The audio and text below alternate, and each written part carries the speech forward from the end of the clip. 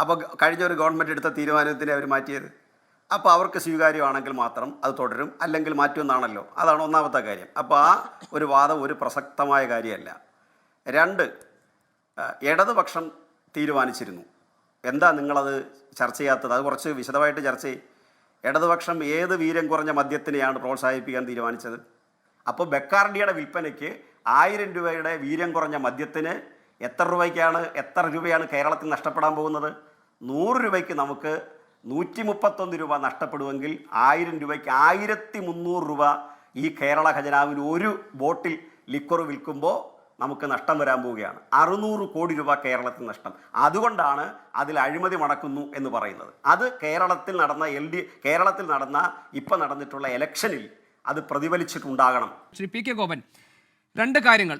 നിങ്ങൾ വലിയ വിമർശനവും അഴിമതിയുമൊക്കെ ഇതിന് പിന്നിലുണ്ട് എന്ന് ആരോപണം ഉന്നയിക്കുമ്പോൾ ഭരണപക്ഷം പ്രതിരോധമായി പറയുന്നത് രണ്ട് കാര്യങ്ങളാണ്. അതിലൊന്ന് ഇടതുമുന്നണിയെ തിരിഞ്ഞുകുത്തുന്നതുമാണ്. കാരണം ഈ വീര്യം കുറഞ്ഞ മദ്യം കൊണ്ടുവരാനുള്ള തീരുമാനം, ചട്ടഭേദഗതിയിലൂടെ അത് നടപ്പാക്കാനുള്ള നയപരമായ തീരുമാനമെടുത്തത് ഇടതുമുന്നണിയാണ്. അങ്ങനെ എടുത്ത തീരുമാനത്തിന് നികുതി ഘടന നിശ്ചയിക്കപ്പെടാതിരുന്നിരുന്നു. ഇന്നല്ലെങ്കിൽ നാളെ അതിന് നികുതി നിശ്ചയിക്കേണ്ടിയിരുന്നു. അത് നിശ്ചയിക്കുക മാത്രമാണ് ഞങ്ങൾ ചെയ്തിട്ടുള്ളത് എന്നതാണ് അവരുടെ ഒന്നാമത്തെ വാദം. ഇനി രണ്ടാമത്തേത്, ഈ ഇളവ് എന്ന പ്രയോഗം അവർ അംഗീകരിക്കുന്നില്ല. മറിച്ച് വീര്യം കുറഞ്ഞ മദ്യത്തിന് ഇപ്പോൾ ബിയറിനും വൈനിനും ഹോട്ടി വൈനിനുമൊക്കെ നൽകുന്ന ആ നികുതി വെച്ച് നോക്കുമ്പോൾ അതിലെ പരമാവധി നികുതി ഈടാക്കിയിട്ടുണ്ട്. അങ്ങനെയാണ് ഈ സ്ട്രക്ചർ ചെയ്തിരിക്കുന്നത് എന്നാണ്. ഈ രണ്ട് ആരോപണങ്ങളും ഇടതുമുന്നണി പറയുന്നത് നിലനിൽക്കില്ല എന്നതാണ് UDFന്റെ വാദം. അതെ, ഇതൊന്നും നിലനിൽക്കുന്നില്ല എന്നുള്ളതാണ് ശ്രീ ഗോപികൃഷ്ണൻ സത്യം. കാരണം ഒന്ന്, ഗവൺമെൻറ്റിൻ്റെ അങ്ങ് ഉയർത്തിയ ചില പോയിൻറ്സും ശ്രീ വസന്ത് പറഞ്ഞതിനോട് ക്ലബ് ചെയ്ത് ഞാൻ പറയാം. ഒന്ന്, ഗവൺമെൻറ്റിൻ്റെ തുടർച്ചയാണ്, അതുകൊണ്ട് ഞങ്ങളത് തുടരുകയാണ്. ഇത് കേരളയിൽ കണ്ടായിരുന്നോ ശ്രീ ഗോപികൃഷ്ണ? ആദ്യം വന്ന് ചെയ്യാൻ ഒരുങ്ങിയ ഏറ്റവും വലിയ ഞങ്ങൾ മഞ്ഞ കുറ്റികൾ പറിച്ചു കളയുന്നു. ആയിക്കോട്ടെ, അപ്പോൾ കഴിഞ്ഞ ഒരു ഗവൺമെൻറ് എടുത്ത തീരുമാനത്തിനെ അവർ മാറ്റിയത്. അപ്പോൾ അവർക്ക് സ്വീകാര്യമാണെങ്കിൽ മാത്രം അത് തുടരും, അല്ലെങ്കിൽ മാറ്റുമെന്നാണല്ലോ. അതാണ് ഒന്നാമത്തെ കാര്യം. അപ്പോൾ ആ ഒരു വാദം ഒരു പ്രസക്തമായ കാര്യമല്ല. രണ്ട്, ഇടതുപക്ഷം തീരുമാനിച്ചിരുന്നു. എന്താ നിങ്ങളത് ചർച്ച ചെയ്യാത്തത്? അത് കുറച്ച് വിശദമായിട്ട് ചർച്ച ചെയ്യും. ഇടതുപക്ഷം ഏത് വീര്യം കുറഞ്ഞ മദ്യത്തിനെയാണ് പ്രോത്സാഹിപ്പിക്കാൻ തീരുമാനിച്ചത്? നമ്മുടെ നാട്ടിൽ പ്രത്യേകിച്ച് മലബാറിൽ ഉൽപ്പാദിപ്പിക്കുന്ന കശു മാങ്ങകൾ, അതുപോലുള്ള കാർഷിക ഉൽപ്പന്നങ്ങൾ, പഴങ്ങൾ, പച്ചക്കറികൾ, ഇവയിൽ നിന്ന് മദ്യം ഉണ്ടാക്കുക. ആ മദ്യത്തെ നമ്മൾ പ്രോത്സാഹിപ്പിക്കും. കേരളത്തിൻ്റെ തനത് മദ്യം എന്ന തരത്തിൽ പ്രോത്സാഹിപ്പിക്കുക. ഇപ്പം ഗോവയിൽ ഫെനി ഉൽപ്പാദിപ്പിക്കുന്നുണ്ട് ഈ കശുമാങ്ങയിൽ നിന്ന്. അതിനെ പ്രോത്സാഹിപ്പിക്കുക എന്നുള്ളതാണ്. അങ്ങനെ പ്രോത്സാഹിപ്പിക്കുമ്പോൾ മറ്റ് മദ്യങ്ങളുടെ അളവ് കുറച്ചുകൂടെ കുറയ്ക്കാൻ സാധ്യതയുണ്ട്. അതുപോലെ സംസ്ഥാനത്തിന് വരുമാനം ഉണ്ടാവും. എന്തായാലും മദ്യ ഉപഭോഗത്തിൽ നിന്ന് ആളുകൾ പിന്നോട്ട് പോവില്ല. ഇനി ഇതിൻ്റെ ഇടയിൽ ഒരു കണക്ക് കൂടി ഞാൻ പറയാം. അദ്ദേഹം ഇവിടെ ബാറിൻ്റെ എണ്ണം കൂടിയത് പറഞ്ഞതുകൊണ്ട് മാത്രം ഞാൻ പറയുന്നത്. അത് UDFൻ്റെ ഭരണകാലത്ത് നിങ്ങളത് വേണ്ടത്ര പരിശോധിച്ചാൽ നിങ്ങൾക്ക് മനസ്സിലാവും. 2015-16 കേരളത്തിലെ ശരാശരി മദ്യ ഉപഭോഗം ബിയറും അതുപോലെ വീര്യം കൂടിയ മദ്യവും വൈനും എല്ലാം കൂടി ചേർത്ത് 356 ലക്ഷം കേസുകളാണ്. 356 ലക്ഷം കേസുകളെന്നാൽ ഞാൻ മനസ്സിലാക്കുന്നത് ഈ മദ്യക്കുപ്പികൾ ഒരുമിച്ച് വെക്കുന്ന കവറിനെ ആയിരിക്കണം കേസുകൾ ഉദ്ദേശിക്കുന്നത്.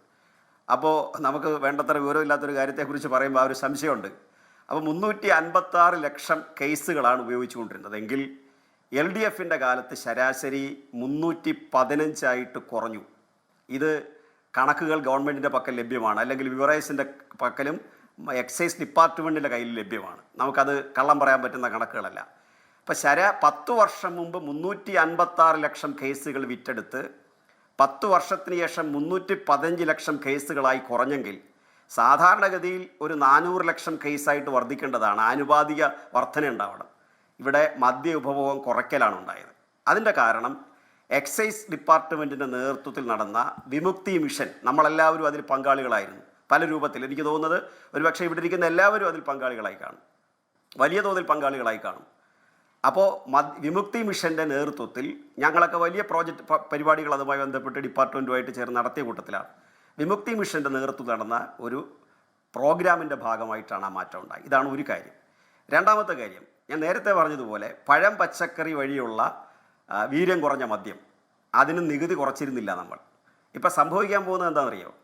100 രൂപ വിലയുള്ള ഒരു മദ്യം എന്നിരിക്കട്ടെ, അതിൻ്റെ നിലവിലുള്ള ടാക്സ്, LDF ഗവൺമെൻറ്റിൻ്റെ കാലത്ത് നിലവിലിരുന്ന ടാക്സ് 251%. അപ്പോൾ ഈ മദ്യം മേടിക്കണമെങ്കിൽ നമുക്ക് 351 രൂപ കൊടുക്കണം. ഇനി UDF കൊണ്ടുവന്ന നയം അനുസരിച്ചാണെങ്കിൽ 100 രൂപ വിലയുള്ള മദ്യം വാങ്ങിക്കാൻ 220 രൂപ കൊടുത്താൽ മതി. അപ്പോൾ 131 രൂപ കേരള ഖജനായിക്ക് നഷ്ടം. ഒരു 100 രൂപയുടെ മദ്യത്തെക്കുറിച്ചാണ് ഞാൻ പറഞ്ഞത്. മദ്യത്തിൻ്റെ വില അതിനൊക്കെ എത്ര കൂടുതലാണ്, നമുക്ക് കണക്ക് മനസ്സിലാകാൻ വേണ്ടി ഞാൻ പറഞ്ഞതാണ്. അതായത് നികുതി ഘടന പരിഷ്കരിച്ചു എന്ന് എക്സൈസ് വകുപ്പ് മന്ത്രി സമ്മതിച്ചു. മദ്യനയം ഞങ്ങൾ കൊണ്ടുവന്നില്ല, പക്ഷേ ടാക്സ് സ്ട്രക്ചർ ഞങ്ങൾ പരിഷ്കരിച്ചു.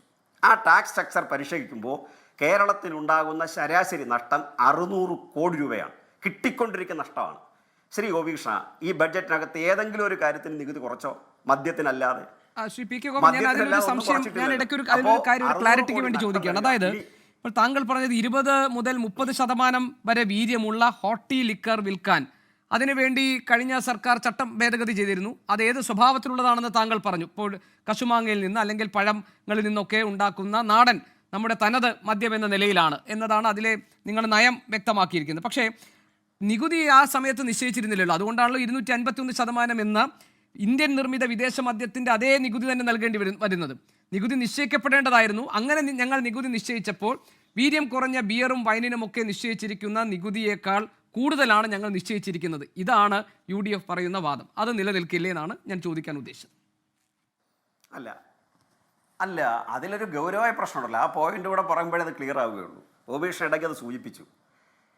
ഇപ്പോൾ നിങ്ങൾ വെച്ചിരിക്കുന്ന നികുതി, ഇവർ വെച്ചിരിക്കുന്ന നികുതി ആർക്കാ? നികുതി കുറച്ചത് ഏത് മദ്യത്തിനാണ്? അതായത് സ്പിരിറ്റ് ഉപയോഗിച്ച് നിർമ്മിക്കുന്ന വീര്യം കുറഞ്ഞ മദ്യത്തിനാണ്. സ്പിരിറ്റ് ഉപയോഗിച്ച് ആരാ സ്പിരിറ്റ് ഉപയോഗിച്ച് നിർമ്മിക്കുന്നത്? ഇതിൻ്റെ ഡിമാൻഡ് ഇത് ആരാ? LDF ഗവൺമെൻറ് കാലത്ത് ഈ ആവശ്യമായിട്ട് വന്നതാ? ആരാ വന്നത്? ഇന്ത്യ രാജ്യത്തെ ഏറ്റവും പ്രധാനപ്പെട്ട വിദേശ മദ്യം ഉൽപ്പാദിപ്പിക്കുന്ന കമ്പനികളിൽ ഒന്നായ ബക്കാർഡി, അവരാണ് LDF ഗവൺമെൻറ്റിൻ്റെ മുമ്പിൽ ഇത് കൊണ്ടുവന്നത്. ഞങ്ങൾ തള്ളിക്കളഞ്ഞു. ആ ബക്കാർഡിയുടെ ആവശ്യം അനുസരിച്ചിട്ടാണ് ഇപ്പോൾ സ്പിരിറ്റ് വെച്ച് ഉൽപ്പാദിപ്പിക്കുന്ന മദ്യത്തിന് 251% നിന്ന് അത് കൊണ്ടുവന്നിട്ട് 120% ആക്കുന്നത്. അപ്പോൾ ബക്കാർഡിയുടെ വിൽപ്പനയ്ക്ക് 1000 രൂപയുടെ വീര്യം കുറഞ്ഞ മദ്യത്തിന് എത്ര രൂപയാണ് കേരളത്തിൽ നഷ്ടപ്പെടാൻ പോകുന്നത്? 100 രൂപയ്ക്ക് നമുക്ക് 131 രൂപ നഷ്ടപ്പെടുമെങ്കിൽ 1000 രൂപയ്ക്ക് 1300 രൂപ ഈ കേരള ഖജനാവിൽ ഒരു ബോട്ടിൽ ലിക്വർ വിൽക്കുമ്പോൾ നമുക്ക് നഷ്ടം വരാൻ പോവുകയാണ്. 600 കോടി രൂപ കേരളത്തിൽ നഷ്ടം. അതുകൊണ്ടാണ് അതിൽ അഴിമതി മണക്കുന്നു എന്ന് പറയുന്നത്. അത് കേരളത്തിൽ നടന്ന ഇപ്പം നടന്നിട്ടുള്ള ഇലക്ഷനിൽ അത് പ്രതിഫലിച്ചിട്ടുണ്ടാകണം.